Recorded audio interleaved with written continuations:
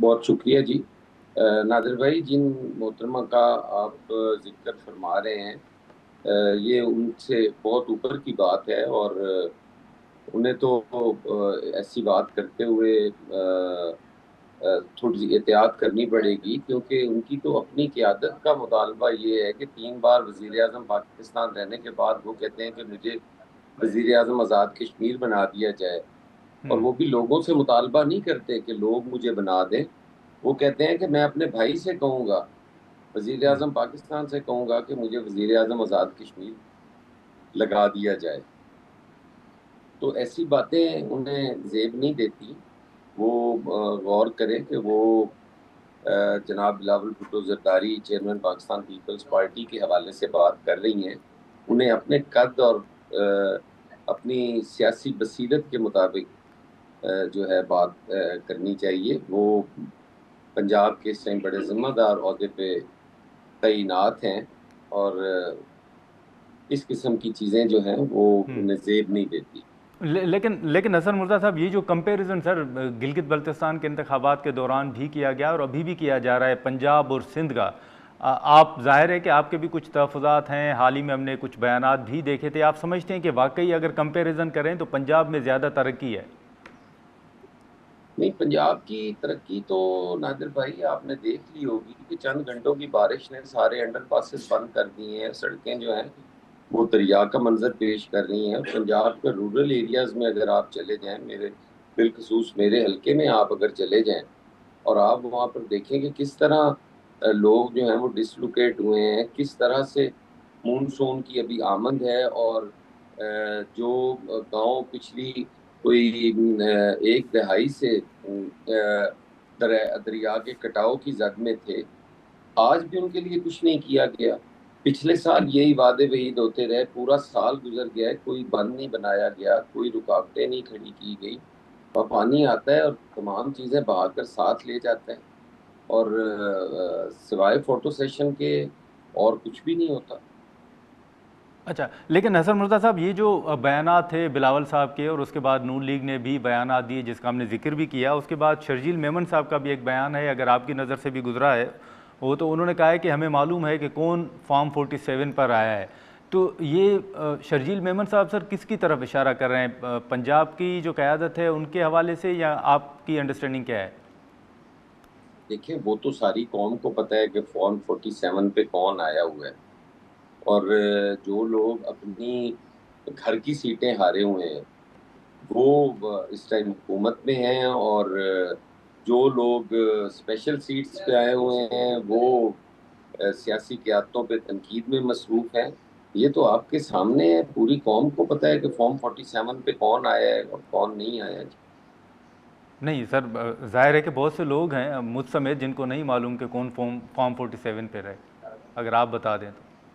نہیں، میں P M L N ہوں، وہ تو اس ٹائم ساری قوم کو پتہ ہے کہ وہ فارم 47 پہ ہیں، اور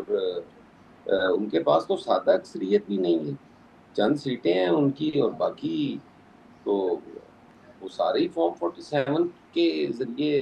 ہم پہ مسلط ہیں، اور یہ جو فیصلے ہو رہے ہیں یہ اسی لیے ہو رہے ہیں کہ وہ نمائندہ حکومت نہیں ہے۔ اب یہ کوئی اچھا، طریقہ کار ہے کہ آپ ہر روز کی بنیاد پہ تیل کی قیمتوں میں آپ بڑھاتے جائیں گے صرف اس لیے کہ اگر اکٹھا 40-50 روپیہ بڑھائیں گے تو لوگ تنقید کریں گے؟ ہر روز تھوڑا تھوڑا ٹیکہ لگاتے رہیں گے، 1 مہینے کے اندر ہم اپنا وہ ہدف بھی پورا کر لیں گے کہ 100 روپے تک قیمتیں بڑھ جائیں گی، اور لوگوں کو بھی وہ برداشت ہوتا رہے گا۔ ٹھیک، لیکن نصر مرزا صاحب، پھر یہ جو اپوزیشن کے تحفظات ہیں یا جو اپوزیشن کے دعوے ہیں کہ فارم 47 کے تحت وفاق ہو یا پنجاب کی حکومت ہو وہ فارم 47 پر ہے، تو آپ سمجھتے ہیں کہ وہ درست ہے؟ کیونکہ آپ بھی یہی سمجھتے ہیں۔ دیکھیں، یہ تو حکمرانوں کو چاہیے نا کہ پنڈ دے وچ ایک مثال آکھی جاندی کہ کوڑی اپنا کوڑ خود لکاندی ہے۔ اگر ایک آدمی باہر سڑک پہ آ جائے اور وہ گول گلے میں ڈال لے تو یقیناً اس کی کریڈیبلٹی پہ تو لوگ انگلیاں اٹھائیں گے کہ بھائی اپنی منجی تھلو ڈانگ پھیرو، آپ دیکھو کہ تسی کی ہو۔ لیکن پھر اگین حسن مرتضیٰ صاحب، یہ جو اس وقت پنجاب کی حکومت ہو یا پھر وفاق کی حکومت ہو، اس کے اتحادی تو آپ ہیں، چلیں وہاں بھی اگر آپ سپورٹ نہیں کر رہے تو آپ اپوزیشن میں بھی نہیں ہیں، تو حکومت کو سپورٹ تو سر آپ کر رہے ہیں۔ دیکھیں، ہم حکومت کو سپورٹ کر رہے تھے اس سسٹم کو بچانے کے لیے۔ اس ملک ٹھیک کے ہے۔ اندر جو ایک ڈیڈ لاک تھا، جو قوم بند گلی میں گئی ہوئی تھی، ہم انہیں سپورٹ کر رہے تھے کہ ہم بند گلی میں نہ جائیں۔ ہاں یہ آئین اگر اس دفعہ معطل ہوا یا اس دفعہ پارلیمان کو یا اس جمہوریت کو یا اس سسٹم کو نقصان پہنچا یا یہ ڈی ریل ہوا، تو پاکستان پیپلز پارٹی نے اتنی قربانیاں دے کے اسے بحال کروایا ہے کہ اب ہمارے میں سکت نہیں ہے، اور پاکستان پیپلز پارٹی کے علاوہ کبھی بھی جو ہے وہ جمہوریت کی بحالی کی جدوجہد کامیاب نہیں ہو سکتی۔ تو اس وجہ سے ہم ساتھ بیٹھے ہیں۔ پتہ نہیں وہ اس کو کیا سمجھ رہے ہیں، ان کا تو وہ خود ہی بتا سکتے ہیں، لیکن ہم تو اس لیے بیٹھے ہیں کہ اس ملک کے اندر یہ سسٹم چلتا رہے اور اس میں ریفارمز آتے رہیں، یہ بہتری کی طرف جاتا رہے، کیونکہ ہم لوگ کوئی مسلح تو ہے نہیں، ہم تو نہتے لوگ ہیں، سیاسی کارکن ہیں، ہم تو ان چیزوں کو ریفارم ہی لا سکتے ہیں نا۔ ہم اس تو میں حسن کوئی مرتضیٰ صاحب یہ جو سپورٹ کی آپ نے بات کی، کیا پھر پیپلز پارٹی کی ریڈ لائن بھی ہے؟ کیا یہ سپورٹ واپس لینے پر غور بھی ہو سکتا ہے؟ دیکھیں، اگر یہ اس طرح کے ان کے جو ہرکارے ہیں اور جو اپنی نوکری پکی کروانے کے چکر میں ہیں، مجھے تو نہیں لگتا کہ یہ زیادہ دیر اس نظام کو چلتے دیکھنا چاہتے ہیں۔ الٹیمیٹلی یہ چاہتے ہیں کہ یہ نظام گرے، کیونکہ یہ تو خود آمریت کی پیداوار ہے، خود یہ مارشل لاؤ کی چھتری تلے آئے ہیں، تو یہ تو چاہتے ہیں کہ یہ نظام جو ہے یہ ساتھ لپیٹی جائے۔ اور اچھا، تو آپ سر وفاقی حکومت کو بھی، جیسے آپ نے دیکھا ہوگا کہ کچھ تاثرات، کچھ آرٹیکلز بھی حال ہی میں سامنے آئے تھے، آپ وفاقی حکومت کے لیے بھی سر کوئی تھریٹ دیکھ رہے ہیں، کوئی چیلنج دیکھ رہے ہیں شہباز شریف صاحب کے لیے؟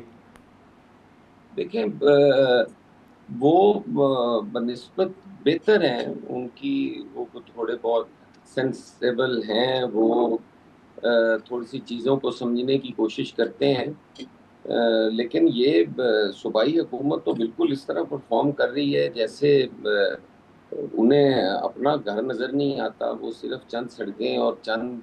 چیزیں دیکھ کے یا بیوٹیفیکیشن کے نام پہ چند چیزیں بہتر کر کے وہ سمجھتے ہیں کہ شاید اندرون بھی سارا بہتر ہو گیا ہے، اور گرد و نواح میں بھی۔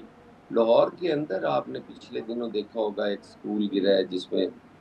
کافی سارے جی بچوں کی شادیاں ہوئی ہیں،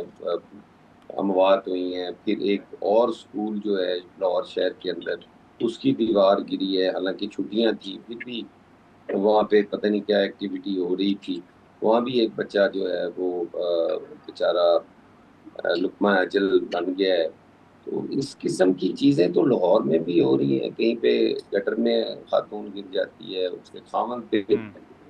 تشدد ہوتے ہیں، تفتیشیں ہوتی ہیں، اور پھر وہ ڈیڈ باڈی مل جاتی ہے، پھر بھی اپنے لوگوں کو چارج نہیں کیا جاتا، پھر بھی آپ ٹھیکیدار کے کھاتے میں وہ چیزیں ڈال دیتے ہیں۔